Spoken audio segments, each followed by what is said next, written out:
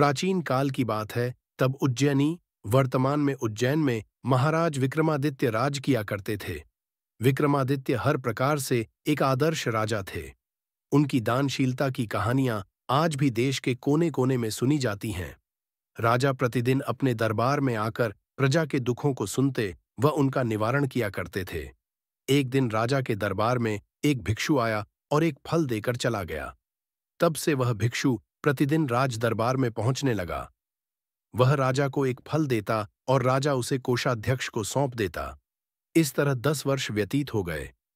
हमेशा की तरह एक दिन जब वह भिक्षु राजा को फल देकर चला गया, तो राजा ने उस दिन फल को कोषाध्यक्ष को न देकर एक पालतू बंदर के बच्चे को दे दिया, जो महल के किसी सुरक्षाकर्मी का था और उससे छूटकर राजा के पास चला आया था। उस फल को खाने के लिए जब बंदर के बच्चे ने उसे बीज से तोड़ा, तो उसके अंदर से एक बहुत ही उत्तम कोटि का बहुमूल्य रल निकला। यह देखकर राजा ने वह रल ले लिया और कोषाध्यक्ष को बुलाकर उससे पूछा, मैं रोज रोज भिक्षु द्वारा लाया हुआ जो फल तुम्हें देता हूं, वे फल कहाँ हैं? राजा ने आज्ञा दी तो कोषाध्यक्ष रल भंडार गया और कुछ ही देर बाद आकर राजा को बताया, प्रभु, वे फल तो सड़गल गए, वे मुझे वहां नहीं दिखाई दिए। हाँ, चमकती झिलमिलाती रलों की एक राशि वहां अवश्य मौजूद है। यह सुनकर राजा कोषाध्यक्ष पर प्रसन्न हुए और उसकी निष्ठा की प्रशंसा करते हुए सारे रल उसे ही सौंप दिए। अगले दिन पहले की तरह जब वह भिक्षु फिर राज दरबार में आया, तो राजा ने उससे कहा, हे भिक्षु, इतनी बहुमूल्य भेंट तुम प्रतिदिन मुझे क्यों अर्पित करते हो?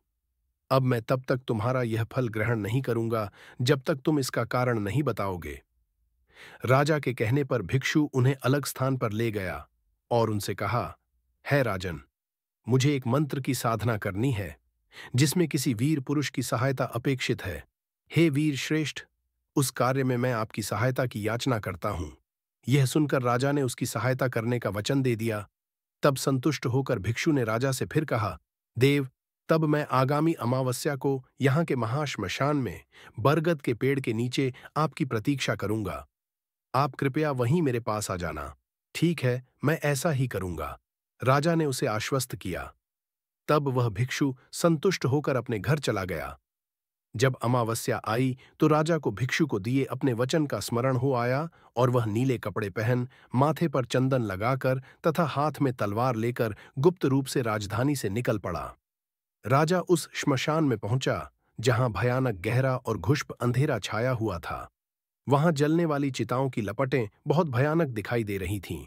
असंख्य नर कंकाल, खोपड़ियां एवं हड्डियां इधर उधर बिखरी पड़ी थीं। समूचा श्मशान भूत पिशाचों से भरा पड़ा था और सियारों की डरावनी आवाजें श्मशान की भयानकता को और भी ज्यादा बढ़ा रही थीं। निर्भय होकर राजा ने वहां उस भिक्षु को ढूंढा। भिक्षु एक वट वृक्ष के नीचे मंडल बना रहा था। राजा ने उसके निकट जाकर कहा, भिक्षु, मैं आ गया हूं, बताओ मुझे क्या करना होगा? राजा को उपस्थित देखकर भिक्षु बहुत प्रसन्न हुआ। उसने कहा, राजन, यदि आपने मुझ पर इतनी कृपा की है तो एक कृपा और कीजिए। आप यहां से दक्षिण की ओर जाइए। यहां से बहुत दूर श्मशान के उस छोर पर आपको शिशपा, शीशम का एक विशाल वृक्ष मिलेगा। उस पर एक मरे हुए मनुष्य का शरीर लटक रहा है। आप उस शव को यहां ले आइए और मेरा कार्य पूरा कीजिए। राजा विक्रमादित्य भिक्षु की बात मानकर वहां से दक्षिण की ओर चल पड़े। जलती हुई चिताओं के प्रकाश के सहारे वे उस अंधकार में आगे बढ़ते गए और बड़ी कठिनाई से उस वृक्ष को खोज पाए। वह वृक्ष चिताओं के धुएं के कारण काला पड़ गया था। उससे जलते हुए मांस की गंध आ रही थी।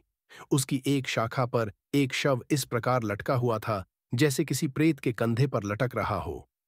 राजा ने वृक्ष पर चढ़कर अपनी तलवार से डोरी काट डाली और शव को जमीन पर गिरा दिया। नीचे गिरकर वह शव बड़ी जोर से चीख उठा, जैसे उसे बहुत पीड़ा पहुंची हो। राजा ने समझा कि वह मनुष्य जीवित है। राजा को उस पर दया आई। अचानक उस शव ने जोर से अट्टहास किया। तब राजा समझ गया कि उस पर बेताल चढ़ा हुआ है। राजा उसके अट्टहास करने का कारण जानने की कोशिश कर रहा था कि अचानक शव में हरकत हुई और वह हवा में उड़ता हुआ पुनः उसी शाखा पर जा लटका। इस पर राजा एक बार फिर से वृक्ष पर चढ़ा और शव को पुनः नीचे उतार लिया। फिर राजा ने उस शव को अपने कंधे पर डाला और खामोशी से भिक्षु की ओर चल पड़ा।